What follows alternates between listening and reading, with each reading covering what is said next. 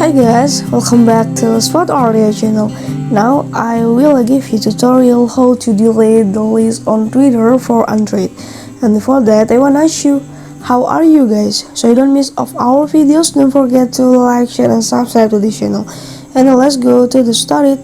First, we go to the Twitter application that you have been to install it before. Click on the Twitter.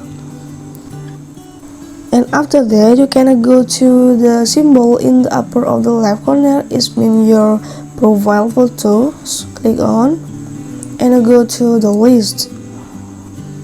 The function to delete of the list is the one or the someone is make you disturbing from the list, or you can go to don't show anymore for the list and go show anymore for the one or the someone that you can be from the list.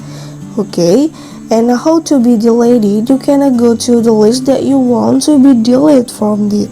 Click on it, and the next step you can go to the edit list. And the last steps but not least, you can click the delete list in the below delete list. Okay, then you can see this can be undone and you'll be lose your list.